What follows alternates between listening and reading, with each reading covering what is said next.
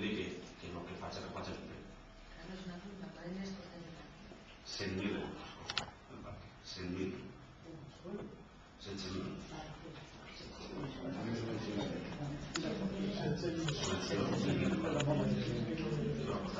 Pero no se adecua les obres a la memòria de la producció.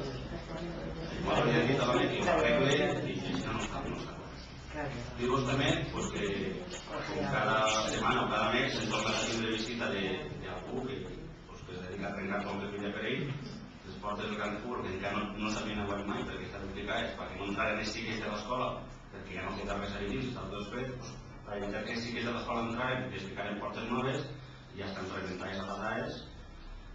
i no n'ha arribat ni ho vist ni no n'ha arribat. Digo que també que s'ha d'arribar a transformar el vell que n'hi ha allà en el frontó després de moltes reivindicacions i Iberdrola vam vindre i vam arribar perquè allò era un desastre i una gorrina conforme s'ha de transformar aquell com a mínim ja ho han deixat. Que hem parlat també amb l'empresa de l'aigua potable perquè fiqui més comptes on poder pagar el rebut de l'aigua potable i no sols en el Banesto, perquè hi ha persones que paguen a través de Bancaixa o de Rural Caixa i després encara tenen que fer una transferència i per evitar els costos, això és un poc per evitar-ho. I dic també que avui ja fa dies hem tingut contactes amb el propietari de la casa del carrer Sant Cervantes, tingut contactes amb ell per arribar a un acord per obrir el carrer de navegar i hem iniciat el contacte per fer-ho a bones. Si a bones no pot ser, doncs tindrà que ser a males. Però bueno, la idea és que vam estar disposats a arreglar un acord per que allò s'obri, perquè és un perill que no és de casa. Ja ho veurem. Ja ho veurem més motivat. I bueno, li passo el turno a Anna perquè parla també de coses d'urbanisme. Bona nit, perquè respecte a les meves competències, dir-vos que respecte al problema que tinguem en el subministrament d'aigua potable que tinguem el dia 12 d'abril a les 11 de la nit va haver un problema de subministre, el senyor alcalde i el senyor alcalde mitjançant un decret van fer un titular de procediment i hem decidit obrir un expedient informatiu per a que l'empresa de l'aigua potable ens explique què és el que va passar, perquè no es va actuar en la rapidesa que tots esperàvem i perquè es va tardar diversos dies en arreglar el problema. Per tant, s'ha obrit l'expedient, s'ha demanat a l'empresa que ens aporti un informe tècnic en el que ens explique què és el que va passar, quines mesures es van prendre entonces i quines han de prendre de l'any endavant per a que no es torni a repetir. I si hi ha algunes responsabilitats que depurar, al final d'aquest expedient informatiu, si cal obrir-ne un altre expedient sancionador, ja acordarem el que estimem pertinent per tal que no torni a passar aquesta qüestió i el poble no es quede tants dies sense aigua, perquè està clar que poden haver fallos en el subministre, però no està clar que es tarden 3 dies en ficar la solució. Per tant, aquest expedient està en marxa i quan es tinga una resolució clara ho informarem al poble. I perquè competís el que és el tema del concert previ que es va aprovar en aquest plenari uns mesos darrere, dir-vos que el concert previ es va aprovar en el plenari, es va obrir un període per a presentar al·legacions per tots els interessats. Aquest període va acabar i el tècnic redactor del concert previ ha emitit un informe en el qual estima algunes de les al·legacions i desestima d'unes altres. Per tant, està el concert previ, l'informe de les al·legacions i tots els documents s'estan compulsant tots i el proper dimarts, si no m'equivoque, el senyor alcalde i la regidora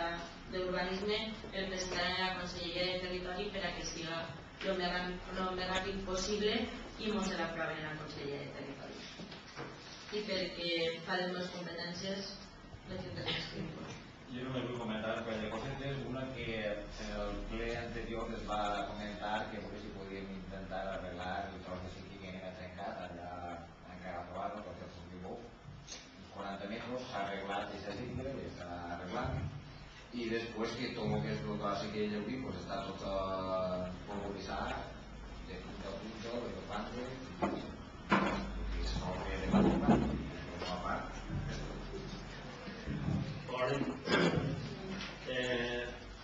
jo arrel del que ha dit el senyor l'expropiació de la casa del carrer Cervantes, volia dir que això ha sigut una decisió que han pres tres consellers del Partit Socialista i companyia del senyor alcalde, deixant en un costat al regidor Juan, perquè tots sabem que ha tingut vínculs en la família i han considerat que ell no tenia que ser participant i tenia que comentar res sobre el tema, perquè pensaven que ell no voldria opinar en ningú moment sobre el tema de l'expropiació com és normal. I la sorpresa ha sigut d'ella ara de que s'ha enterat, de que anem a entablar relacions sobre el tema de parlar de aquestes persones, o sigui, amb aquest propietari, per poder iniciar, conforme ve el senyor alcalde, a veure com, de quina manera lleguem a un acuerdo de poder tombar aquesta casa, més que res perquè estan en un gran perill, conforme haureu vist. I antes de que passi res, deurien d'arribar a una solució. El senyor alcalde ha parlat amb ell, ha dit ell, que n'hi ha dos procediments. Anem a centrar-nos i a donar a bones i a veure que siga positiu per a les dues bandes, per a l'Ajuntament o per al propietari, i després això. I que quede clar que quan m'imagino que te negaràs a entrar en este tema, perquè tu no has enterat ara, però bueno,